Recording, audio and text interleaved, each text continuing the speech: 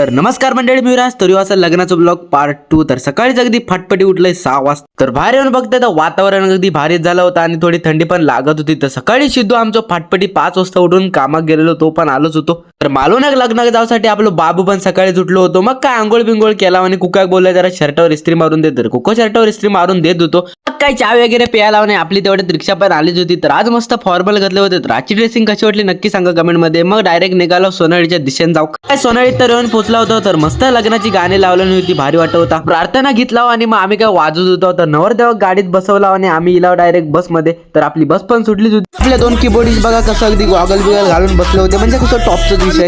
सगळे अगदी ताणून बसलेले, मी एकटूच उभं होतोय। मग मी काय ऐकतोय शिद्यात घातले उठवून आणि मी अगदी ताणून बसून दिलाय। पण पोहोचलो मालवणात। तर सगळं सामान वगैरे बाहेर काढलं आणि डायरेक्ट नेऊन ठेवलं हॉलवर। असताना वेळ घालवता लगेच मग सामान लावून घेतला। तर आज जाऊन बघते तर लग्नाच्या विधी वगैरे चालू होत्या। वराड पण एकदम खचाखच भरूनच इला होता। काय लग्न लागत होतं आणि लाचची विधी सुरू होती। तर आपल्या आता वाजूचा होता, तर मग काय वाजू सुरुवात केला।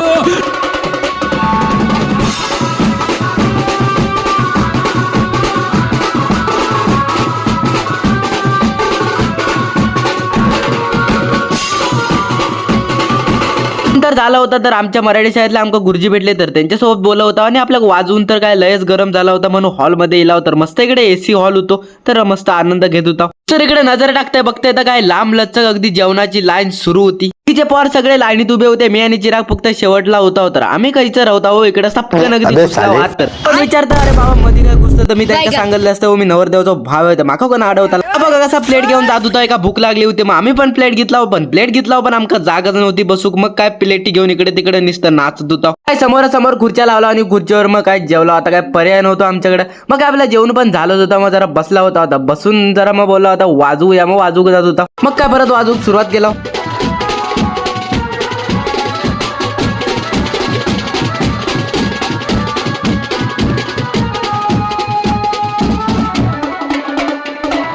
मग काय आपलं वाजून पण झाला होता। मग सगळं सामान वगैरे काढून घेतला। मग बच्चा इथं गेला आणि सगळं सामान डिक्कीत भरला। हा कसं वाटतं नक्की सांगा, हाय की ना राजा बाबूल।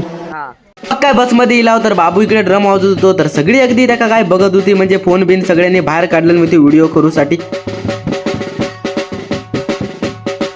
मग काय आपली बस पण निघालीच होती। अहो सगळे अगदी गाढ झोपले होते, म्हणजे सगळे एकूण झेड फक्त कीबोर्ड जागो होतो तेवढं बघा। करो नहीं छोड़ोगे तुम मेरा साथ जहां तुम हो। मग काय सोनाळीत येऊन पोहोचला। मग लगेच वरात वाजूक सुरुवात केला।